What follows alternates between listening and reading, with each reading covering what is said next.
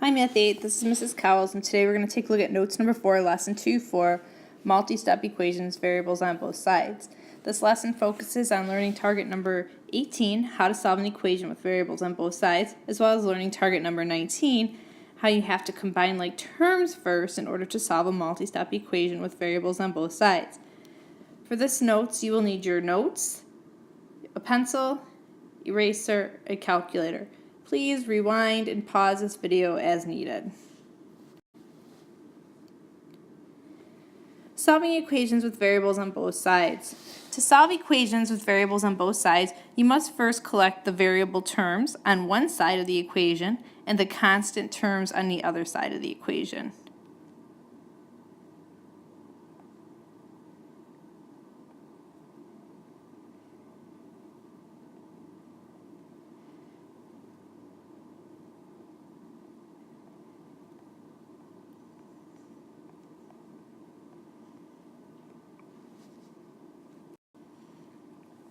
So let's take a look at example number 1.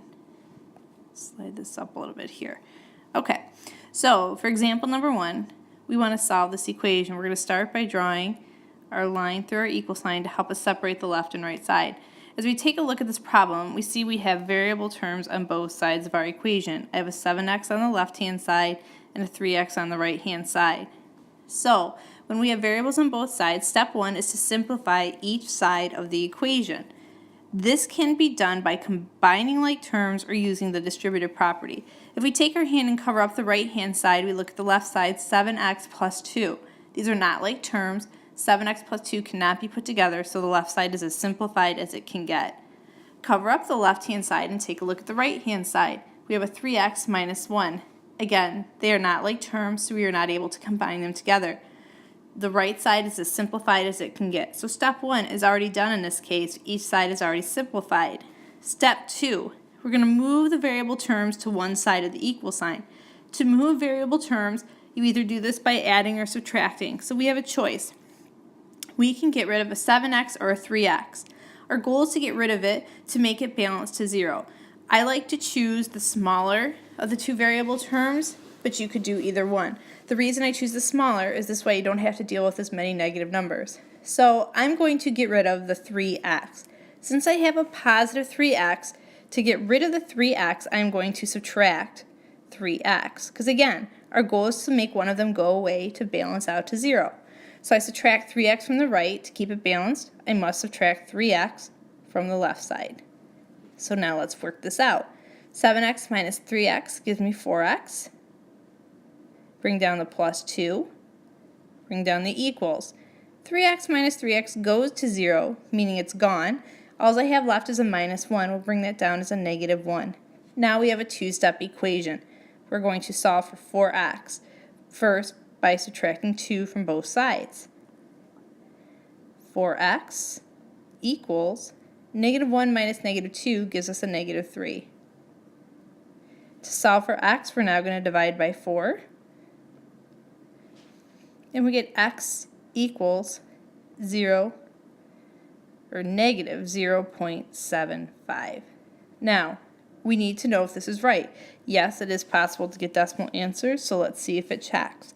So we'll go over to the side here, put our check marks to show we're showing our check, and we're going to take this 0.75 and we're just basically going to plug it in for wherever we see an x in each part of the equation. So go ahead and plug it in. 7 times negative 0.75 plus 2 should be equal to 3 times negative 0.75 minus 1. Take your calculator and plug that in. So 7 times negative 0.75 plus 2, put that in your calculator. On the left side, you end up with a negative 3.25.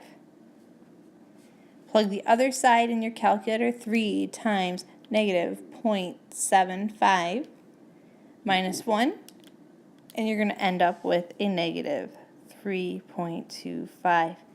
The left side equals the right side, so this problem was done correctly. Example 2. Solve 15 minus 2x equals negative 7x. Step 1 is already done. The left side is already simplified. 15 minus 2x cannot be combined any further, and the right side is negative 7x. So step 1 is already done. Each side is already simplified. Step 2 is we want to move the variable terms to one side of the equal sign. To move the variable terms, we need to get rid of one of the variable terms. So I either need to get rid of this negative 7x or the minus 2x. Rule of thumb is I typically like to move the variable term that has the smaller coefficient. So let's do this problem following that rule of thumb. So here we have a minus 7x. Over here we have a minus 2x. I want to get rid of the negative 7x or the minus 7x. To get rid of that, we're going to add a positive 7x to make that balance out to 0. We'll add a positive 7x to this side. The right side balances out to 0. Now, when I go to simplify this, it looks like we have nothing left to bring down because there's only, everything cancels out, goes to 0. If that's ever the case, you must fill it in with a 0 below. We cannot leave it blank.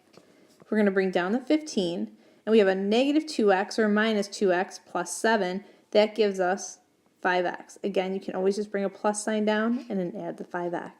Now we have a two-step equation. We're going to subtract 15x from both sides. That goes to 0, and I'm left with 5x equals a negative 15. We're now going to solve for x by undoing the times 5. We're going to divide both sides by 5. X equals negative 3. Now in your notes, I want you to recopy this problem.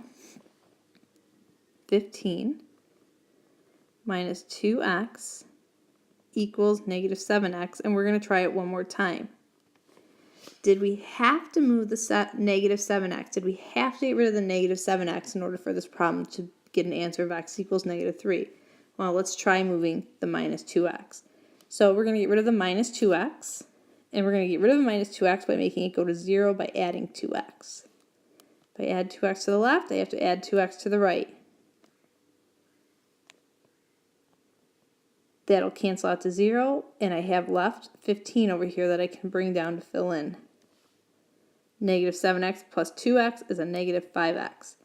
I divide both sides by negative 5. I get negative 3 equals x, or we can write that as x equals negative 3.